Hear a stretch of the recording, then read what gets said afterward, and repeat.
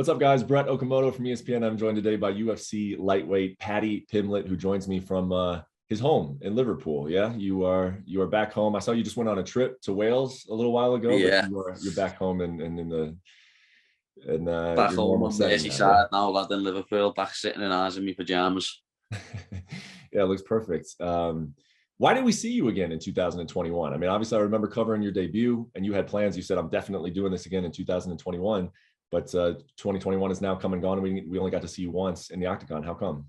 Yeah, I did. I wanted to fight again before the end of the year, to be honest. I wanted to get another one in, but I had so many other things that I had to sort out, like stuff with sponsors, stuff with, like I went over to America and stayed for a month and got my social security number and stuff like that. So I had to do a lot of stuff outside of fighting to get that sorted before I fought again. When you talk about some of the things that you needed to do, some of the things to get in order, were you expecting that? Like when you got to the UFC, that there were going to be a lot of different things to came outside of the octagon to take care of?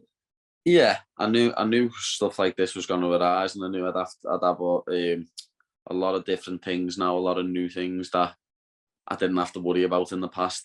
But I'd rather be worrying about these things than not worrying about them, put it that way. Any of them come as a surprise to you? Like anything that you got to manage or juggle? No, not really. I always knew big sponsors were going to come in. I always knew like I'd have a lot of interviews and stuff like that to do. That I always knew that one fight, one interview, that everything was going to go bananas. I called it from before I ever signed with the UFC, but like everyone said to me, like it's more a shock to the system for like the missus and my mum and dad and the family. You know what I mean? And some of my mates, like when we're in public places, like in Liverpool, it's always been bad. People have always been asking for photos and stuff, but it's a new level now, and obviously it's only going to get bigger and bigger and bigger as it goes along, because this is just the beginning. You seem to like that aspect of it. I mean, you seem to be, you are very good with the fans. The fans resonate with you. You know, they relate to you, but you know, a lot of people who get famous say that they would rather not have fame. Like how have you handled it in Liverpool, and how do you think it's going to be like as it continues to build like around the world? It's funny because I say to the missus, I know within the next 2, 3, 4 years, I'm not going to be able to walk around without security. I know for a fact I'm not. I know it's going to be like what McGregor's like when he walks around in America. I know for a fact it's going to be like that. She doesn't like it. My family don't like it. I'm not the biggest fan of it myself, lad, when like you're getting intruded upon, but I'd never want anyone to say about me, "Oh, I wish I never met him." Because you heard a lot of people say that, "Oh, never meet your heroes, they'll only let you down." I never want anyone to say that about me, ever. You know what I mean? It's just one of them things. The only thing what annoys me is when I'm sitting eating a meal and someone comes over when I'm mid-meal. That's annoying. I'm like, just wait till I'm done. But anything else, I really don't mind. You know what I mean? I was stopping in shopping centres and stuff yesterday and places like that, lad, and on walks and just in random shops and get pictures with people and stop and have chats with people. I really don't mind it. Like, I enjoy it. Especially when you say, yeah, don't interrupt Paddy during a meal, man. I don't think your family and friends even want to interrupt you when you're eating, right? The way you eat in between fights. I eat.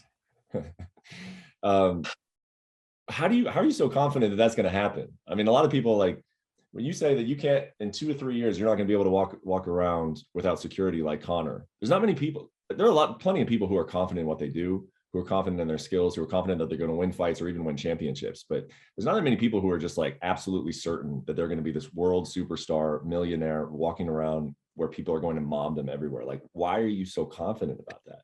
I just know. Like it's mad, lad. I've said it for years. I just knew. Ever since I put a post on the Cage Warriors forum when I was an amateur, when I was 16, put a post up saying, "I am the best amateur bantamweight in the country. Can anyone dispute this?" And it had the most ever comments back to on the amateur forum. It went wild, and from then on, I just saw it coming in my future. I just knew, like, if I can have that many people talking on the UK MMA scene, when UK MMA wasn't even big then. This is 2010. No one cared about MMA. You know what I mean? 2011. No one cared about MMA, lad. MMA was just a street fight to most people. And I was getting crazy comments and crazy views on videos and stuff on social media, and like I can remember at one point when I'd not long lost my first ever fight where I'd lost when I went 4-1, and at the time I was doing all sorts of stupid stuff in Liverpool just to get by, just to keep money coming in. And I can remember saying to my coach, Paul, I don't know if I can carry on doing this anymore. I'm only getting like £500 a fight. I'm fighting once every 3-4 months. It's not working. I can't do it. I'm looking swerving it. I was looking leaving the gym and just doing stupid shit. And Paul said, no, you need to sort your head out. You need to, like, you know how far you can get, you know what you can earn in the future. So just screw your head on, sort your head out. And obviously, I did. I didn't look back. I went on a 9-fight win streak and won the belt and that. And even when I lost them 2 fights on Cage Warriors to Bach and to Nad, I knew that was meant to happen. In the long run, that was going to help me, and it has. Without them 2 losses, I wouldn't be the man I am today. I wouldn't be the person I am today. So without them, I'm not where I am today. When you made that post, I'm the best amateur bantamweight in the UK. Did you do it? Did you do it for like a response? Did you do it to ruffle feathers, or did yeah. you yeah. Yeah, because I'd won an amateur title, and then I'd beat someone from Till's gym at the time, because like we were the 2 biggest, we still are the 2 biggest gyms in the city, but at the time we was as well. And I fought a lad from their gym, and like I coaxed him into the fight. He didn't want to fight me, and I had a t-shirt made saying with his name, "Don't be scared, homie." Mm-hmm. And it basically forced him to fight me. And then after that, I put that post up after that. So I already had people talking anyway. So loads of people already hated me because of that t-shirt. And then I put that post up. So people were just putting names off. And I just beat everyone. You know what I mean? I just kept beating people.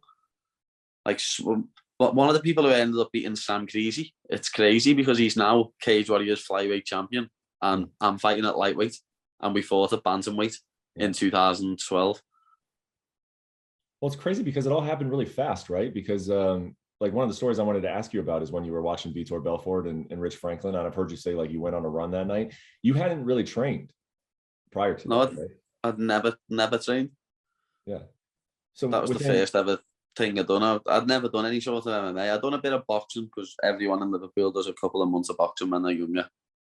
I done about 6 weeks to 2 months boxing, and then I didn't do anything. And then I just walked into Next Generation when I was 15 years old. Yeah. And as they say, the rest is history. So basically within 2 years, you went from never training martial arts at all to saying you were the best bantamweight in the UK. Yeah. Like that doesn't happen, man. Especially like martial arts is like, it builds confidence, right? Like that's what people say about it. And that's like a reason to get into it, is that it builds confidence, but it's also, you're getting worked over in the gym every day, right? So how did like as a new person, something I think that helped me a lot, and Paul always says it helped there as well, as Rosie Sexton. When I first started training, she had not long been signed by the UFC, or she mightn't have even been signed by the UFC yet, and I became her sparring partner.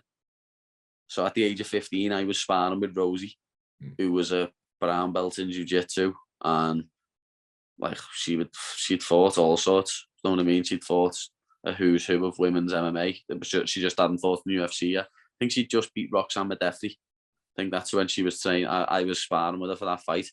So like when I was like 15, before I'd even fought, I was sparring with Rosie just before she was going into the UFC. And then for the UFC fight, I was sparring with her and stuff until I eventually got too big for her and couldn't spar with her anymore. And like that's something that I always say that helped me a lot, because I was a lot younger, and obviously it helped there as well. And you see it nowadays with Molly. Molly spars with the young lads who are like 15, 16, 17, and brought me on tenfold. That's one thing that I don't ever really mention. I need to thank Rosie for that, because without her, I probably wouldn't be as good as I am. Yeah, it made you good, and it made you confident, right? That you could hang with someone with that level of experience. Tell me a little bit more about that night, because again, I've heard that story where you watch the fight and then you go on a run, but like, what was some of the context of it? I watched the whole card, lad. I watched everything, and then I can't even remember who else was on that card. I'll just never forget Belfort absolutely starching him in like 90 seconds. And I can remember because me mate Kyle Wilson, his favourite fighter was Rich Franklin. And like I can remember him showing me Vanderlei versus Rich Franklin when Rich won by decision. And then obviously his next fight was that. And I was like, oh, let's see how he does. And Belfort just absolutely obliterated him. And I was just like, he's heavy, him. And then I remember like watching some YouTube videos on Belfort, and then I was like, yeah, I'm out for a run. Went and done 3 miles. And then I think it was like, at the time, I was grounded, so I weren't allowed out. So like 2 weeks later, when I could go out, I went to the gym for the first time on the 20th of January. So you're out there on the run and you're thinking like, that's what I just found out what I'm going to do with my life. No, it wasn't to that extent just yet. No, I mean, it wasn't like, but it was like, I want to do this. I want to see what this is like. I want to have a go at this. And then when I went to gym, lad, I was half a natural on the ground.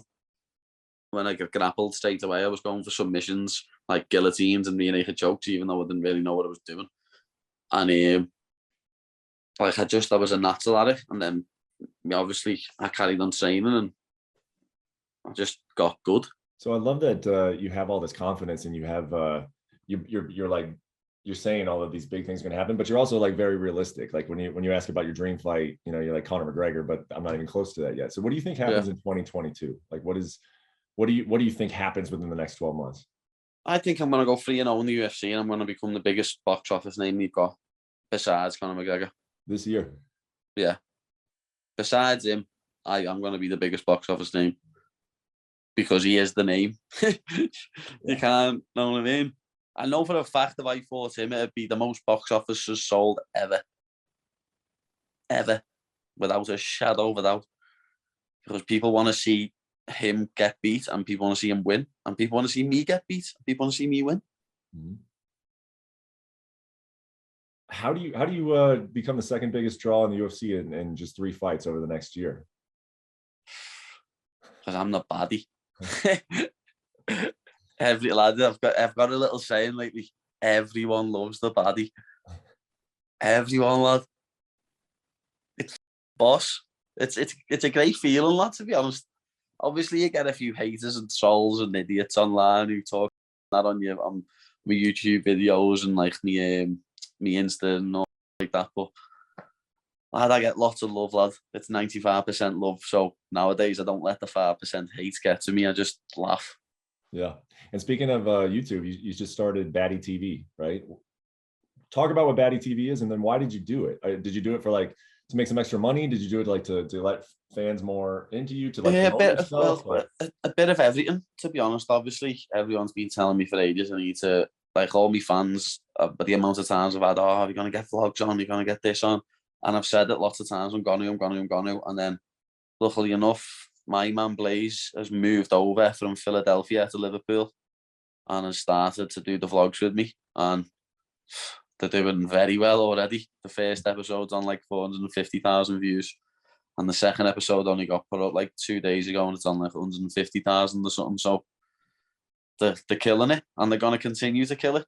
And everyone's loving them, lad. And that's the main thing, that the people are liking them. This is what people wanted. They don't just want to see Paddy the fighter. They want to see me as a person, you know what I mean? And that's me when I'm in the gym every day. Most of that is going to be in the gym. Like he might come to ours every now and then, but most of it's going to be in the gym. And then obviously you can have a little bit of monetization on the YouTube, and hopefully I can earn a little bit of money off it. That'd go down the street even more, lad. I can start earning money off fighting, sponsors, Twitch, and YouTube, lad. I've smashed it. yeah. At age 27, yeah. Killing it. And I do wonder, like, from a competitive standpoint, I mean, the business stuff is obviously phenomenal from a competitive standpoint. And then like, with a lot of the attention that you're going to have and some of the other obligations that you're talking about, media and businesses and stuff like that. Like, what is your approach over the next few years in terms of like getting better? It seems like you like to enjoy yourself in between fights. Like, what are you still working on? Like, what is like the development? I love to enjoy myself in between fights, but I think I'm going to have to bring that in, lad. I think I'm not going to be able to go up to 90k after this fight, lad. Know what I mean? I can't shoot up to 190 pounds. I'm going to have to curb it at like 175 or something, 180. I like living my life. I'm a normal person like everyone else. Even though I can punch people in the face and submit people, I'm still a normal person like everyone else, lad. I still like to indulge. And when you've been on a diet for 8 weeks, lad, slapping yourself in the face instead of eating a chocolate bar, you just want to eat 10 chocolate bars at once. That I do anyway. Yeah.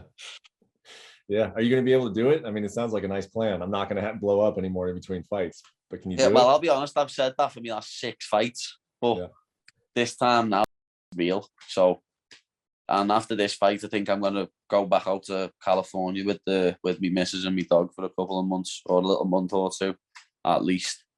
Get some training out there, and if a short notice fight comes up there, lad, and me weight's nice, I'll punch someone's head in over in America. Where at? Do you have an idea of a place in mind in California? San Diego. To train? So you'd go to Alliance or? Don't know, be a bit of a mad one in Alliance because Brendan trains there with Dominic. But I was there a couple of months back when I trained with Justin J-Flow, and then training in Studio 540 and stuff. And I went and trained with Charles at the arena, some striking where Liz Caramouche trains. So there's a few different places there, but next gen will always be me home, lad.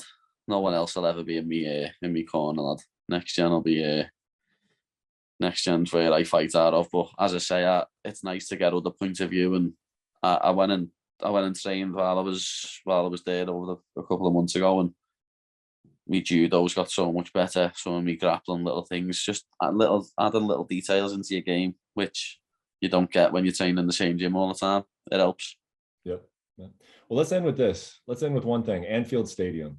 When you picture it and you picture walking out to that stadium, when is it? And who is on that poster with you to sell out Anfield? Well, I'll be honest. I'm going to be honest with you. That's not going to be till like 24, 25. That. It's not. So I'm going to win 3 fights in 22, and then I can start demanding it when I'm 4-0 in the UFC and I'm working towards a ranking. That's when I can start saying it. But they're not going to give me it until I'm in like the top 10, or it's like a #1 contender fight or something like that. I know they're not, because it's going to be like 70,000 people, lad. 80,000 people. It's going to be sick. But that's happening. I've said it. People were asking me on my Twitch last night. People kept saying it's going to be like a UFC Liverpool in London. Why don't they just do it in the Echo Arena? And I'm like, because it's too small. Yeah. I filled the Echo Arena out on my own for Cage Warriors. Never mind with the UFC name attached to it and other high-profile fighters fighting on it, like Till and Molly and Aspinall. Like, you're going to need Goodison or Anfield, lads. You're going to need a football stadium.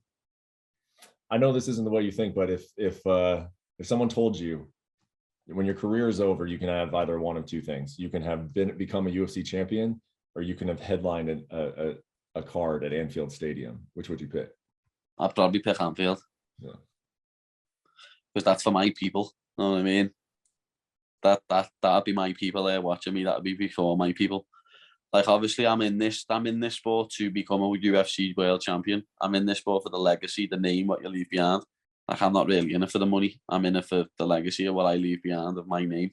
But I think I'd leave a better legacy in my city of a headland in Anfield and won a fight rather than winning a title abroad. Yeah. So I'd rather do that for my own people. Well, imagine maybe it'll work out that both will happen in the same night. You never know. It could be the title fight in Anfield and I kick someone's head in the 5th round, lad. Doing Anderson Silva, getting beat up for 4.5 and mufti him in the 5th. A lot of big things, man. A lot of big things coming. You're only one fight into your UFC career, but I think we're going to be talking a lot and we're going to be seeing a lot over the next few years. So, we are, lad. We are. As I say, one fight. You haven't seen anyone make this sort of impact off one fight, Brett. And this is just the start. I love it, man. Enjoy your new year, and we will see you a lot in 2022, man.